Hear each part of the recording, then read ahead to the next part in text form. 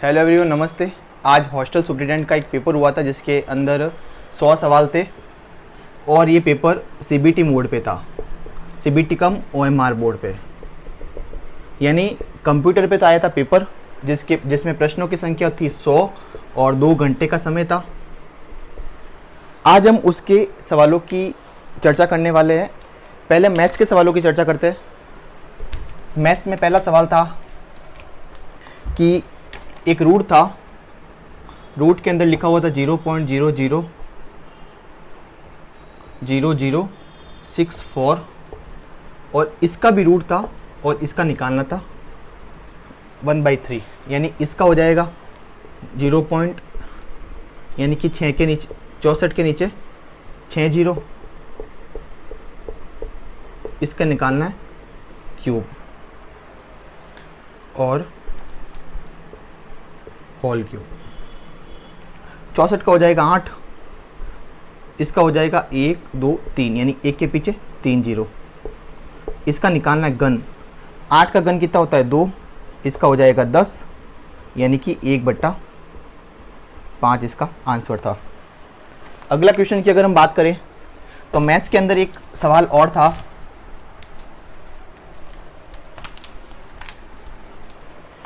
कि एक समचतुर्भुज था, उस समचतुर्भुज में भुजा और विकर्ण का अनुपात निकालना था। हम जानते हैं कि समचतुर्भुज की चारों भुजाएं बराबर होती है, तो इसका विकर्ण हो जाएगा √a² + a², पाइथागोरस प्रमेय से, यानी इसका विकर्ण हो जाएगा 2√a यानी कि a√2 तो हो गया विकर्ण और भुजा हो गई a। भुजा और विकर्ण का अनुपात निकालना था, यानी a/a√2, a से a गया यानी 1/√2, इसका आंसर था। फिर एक सवाल आया था इसमें मैथ्स में ही,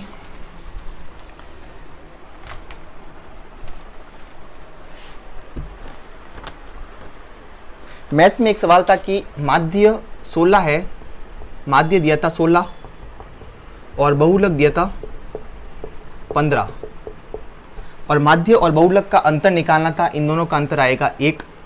बहुत ही आसान सवाल था। उसके बाद यदि मैथ्स के सवालों की अगर हम बात करें तो मैथ्स में साझेदारी वाले सवाल थे कि ए, बी और 3 साझेदार है, ए और ए ने इतना अनुपात धन लाया है, बी ने इतना अनुपात लाया, सी ने इतना अनुपात लाया। ए कुछ महीने तक साझेदार रहता है और उसके बाद ये छोड़कर चला जाता है।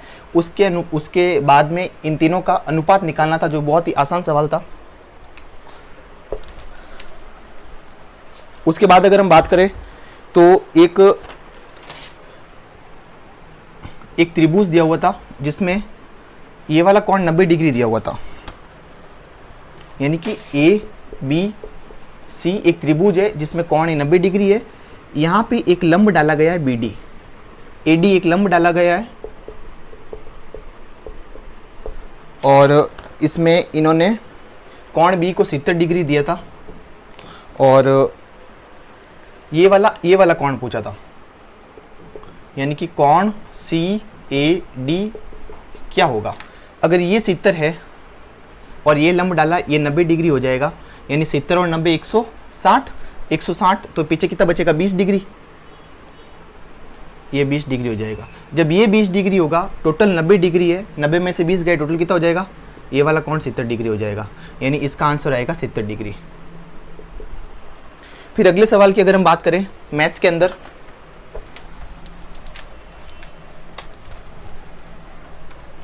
मैथ्स में अगला सवाल था कि एक बेलनाकार पानी का पाइप था, उसकी आंतरिक त्रिज्या में दी हुई थी, आंतरिक त्रिज्या दी थी 8 सेंटीमीटर और इस पाइप की लंबाई 70 सेंटीमीटर थी। इसके बराबर में एक घनाभ दिया था, घनाभ की लंबाई चौड़ाई ऊंचाई वगैरह दी हुई थी, दोनों के आयतन को बराबर रखना था और हमें इस पाइप की मोटाई ज्ञात करनी थी, यानी बाहरी त्रिज्या कौन सी है, मोटाई प्लस ये वाले 8 यानी 8 + r, इसको हमें ज्ञात करना था। अगर इसको मैं r मान लूँ, ये टोटल 8 दी हुई है, तो ये टोटल 8 + r मुझे ज्ञात करना था। तो ये भी बहुत ही आसान सवाल था। इन दोनों के अनुपात को बराबर रखेंगे तो इसका आंसर आ सकता है।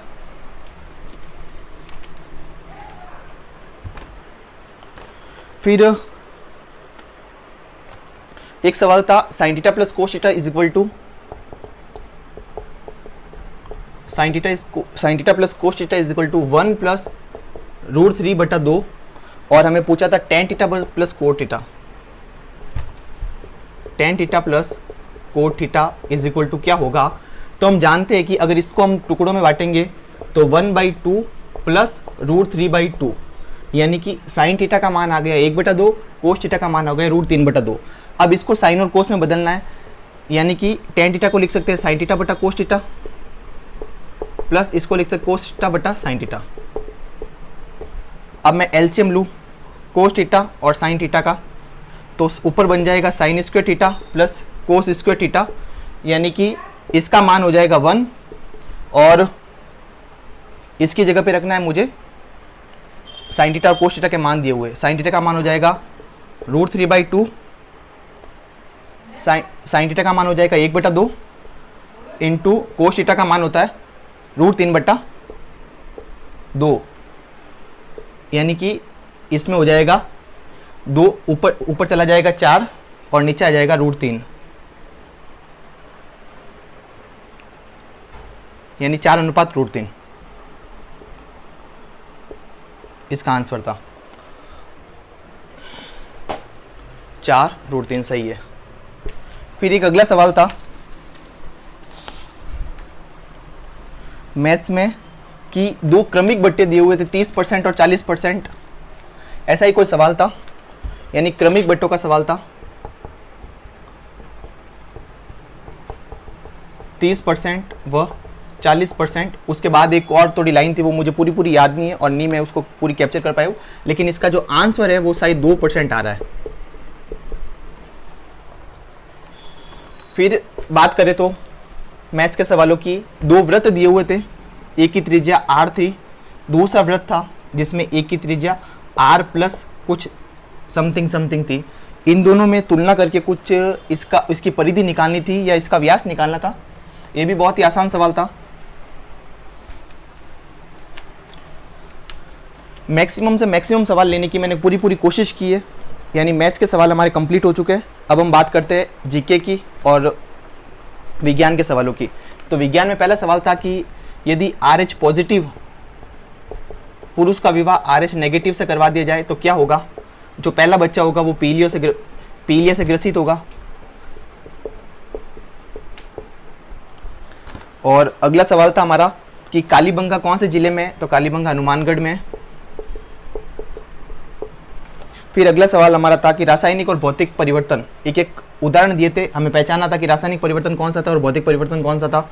ये भी बहुत ही आसान सवाल था। और एक सवाल था कि विद्युत जनित्र किस सिद्धांत पर कार्य करता है? तो यह चुंबकीय प्रेरण के सिद्धांत पर आधारित है। उसके बाद था कि कंप्यूटर के मस्तिष्क किसे कहते हैं? तो कंप्यूटर का जो मस्तिष्क होता है वो CPU होता है। ये भी बहुत ही आसान सवाल था। एक फॉन्ट दिए हुए थे, उसमें से पूछा था कि कौन सा फॉन्ट नहीं है, तो उसका आंसर था सुपर स्क्रिप्ट। सुपर स्क्रिप्ट इसका आंसर था। सुपर स्क्रिप्ट किसे कहते हैं? जब भी किसी संख्या की ऊपर यदि पावर में कोई लिखा जाए तो वो सुपर स्क्रिप्ट होता है, जो कि एक फॉन्ट का आकार नहीं है। तो इसका आंसर सुपर स्क्रिप्ट था, या सब स्क्रिप्ट या सुपर स्क्रिप्ट, इन दोनों में से कोई आंसर था। और कौन सा लेंस, एक लेंस की स्थिति पूछी थी जिसके अंदर इसका आवर्धन सबसे ज़्यादा होना चाहिए और प्रतिबिंब आभासी होना चाहिए, वह सीधा होना चाहिए, तो वो उत्तल लेंस की स्थिति होगी। और एक था कि जय जवान जय किसान का नारा किसने दिया था? तो जय जवान और जय किसान का नारा अटल बिहारी वाजपेयी ने दिया था। जय जवान और जय किसान, ये नारा था वो अटल बिहारी ने दिया था।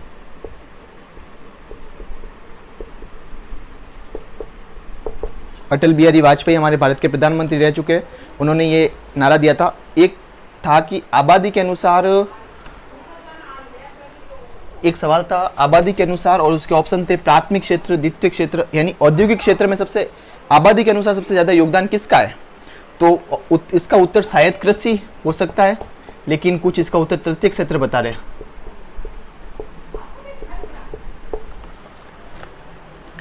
आगे हम बात करें तो एक सवाल आया था किराडू मंदिर।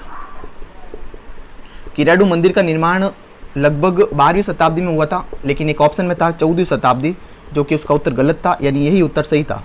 हमें ऐसे थे की पहचान करनी थी। एक सवाल था कि कार्बन में कौन सा गुण पाया जाता है, तो कार्बन में श्रृंखलन का गुण पाया जाता है। कार्बन वाले सवाल में उसका आंसर श्रृंखलन आएगा। और अगला सवाल था कि बोहरा संप्रदाय में किसका मकबरा बना हुआ है। ये थोड़ा अलग सवाल था।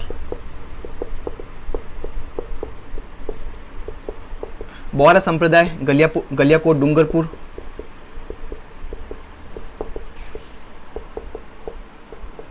यहाँ पे किसका मकबरा बना हुआ है, ये सवाल था। अगले की अगर हम बात करें तो सबसे ज़्यादा शहरी लिंगानुपात कौन से जिले का है, तो हम सभी जानते हैं कि जो ग्रामीण लिंगानुपात है वो पाली का है, और शहरी लिंगानुपात टोंक का है।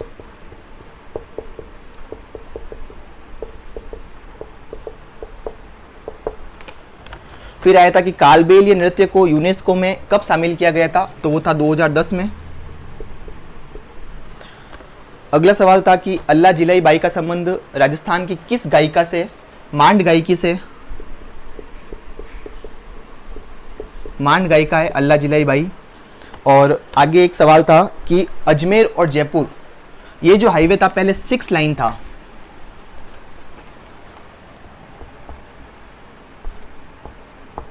अजमेर जयपुर हाईवे, ये पहले 6 लाइन था, अब इसको 8 लाइन कर दिया गया है। ये कौन सी योजना के तहत किया गया है, इस योजना का नाम बताना था, प्रधानमंत्री सड़क योजना। उसके बाद एक सवाल आया था कि सबसे प्राचीन चित्र शैली कौन सी है, तो वो है मेवाड़ चित्र शैली, जहाँ पे एक श्रावक प्रतिक्रमण सूत्र चूर्णी नामक एक ग्रंथ भी मिला है। और आगे वाला सवाल था कि अब हिंदी की बात करते हैं, तो हिंदी में संधि का संधि में से आया था चयन। चयन में कौन सी संधि है, चे प्लस अन, अयादी संधि है। उसके बाद आया था कि कल पढ़ना मुहावरे का अर्थ बताइए। कल पढ़ना ये मुहावरा है, इसका हमें अर्थ बताना था। एक सवाल आया था प्रति उपसर्ग के लिए कि निम्न में से प्रति उपसर्ग किस में से है। एक था आपने कि मोहन खाता है, इसके अंदर कौन सा वाच्य है, मोहन खाता है। मोहन कर्ता काम कर रहा है यहाँ पे, इसलिए यहाँ पे कर्तृवाच्य है।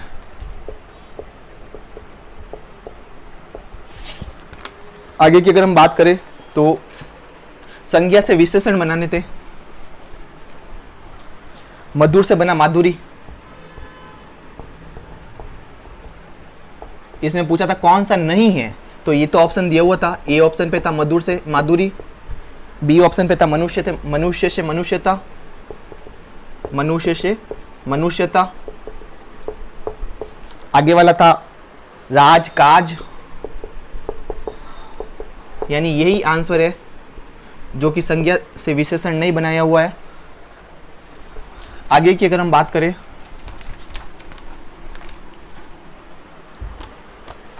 दो शब्द दिए हुए थे समश्रुति भिन्नार्थक शब्दों में से ये सवाल था।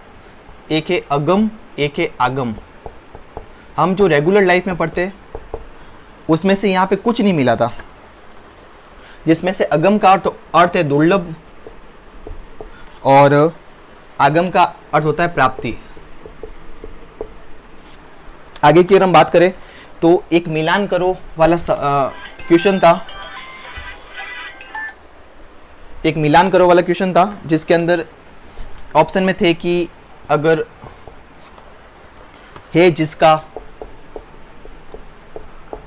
और बीच में यदि का आता है या फिर और का लोभ आता है, तो ये मिलान करने वाले थे कि अगर जिसका तो बहुब्रीहि समास, का आता है तो तत्पुरुष समास, और आता है तो द्वंद्व समास। इस प्रकार का एक सवाल था, बहुत ही आसान सवाल था ये। उसके बाद अगर हम बात करें तो हिंदू धर्म सभा की स्थापना किसने की थी? हिंदू धर्म सभा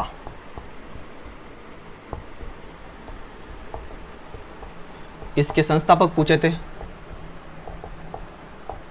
इसके संस्थापक कौन थे, और 2024 का या 2023 का परमवीर चक्र किसको मिला।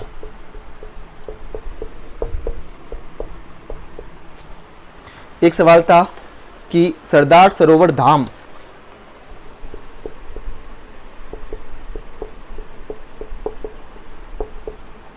इस पर भी एक सवाल था, और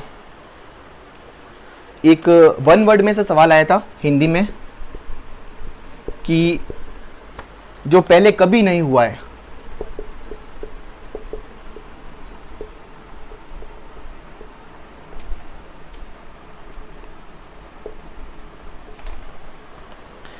जिसका आंसर होगा अभूतपूर्व।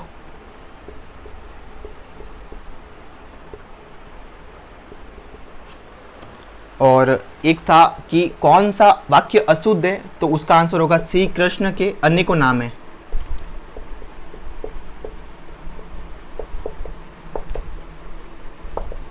यहाँ पे अनेकों नहीं होता है, अनेकों की जगह होता है अनेक।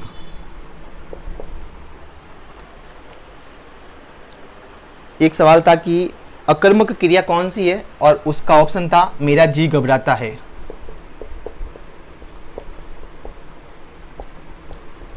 घबराना एक अकर्मक क्रिया है।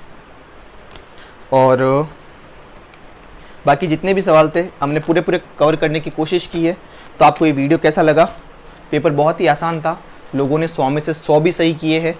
इसकी मेरिट बहुत ही ज़्यादा जाने की संभावना है, क्योंकि यह बहुत 300 के लगभग 300 पोस्ट के करीब 300 के करीब इसमें पोस्ट थी, और एग्ज़ाम की अटेंडेंस भी लगभग 90% से ज़्यादा ही रही है। तो आपको ये वीडियो कैसा लगा? अगर आपको वीडियो अच्छा लगा है तो इस वीडियो को लाइक करें, अपने दोस्तों के साथ शेयर करें और चैनल को सब्सक्राइब करें। बहुत बहुत धन्यवाद।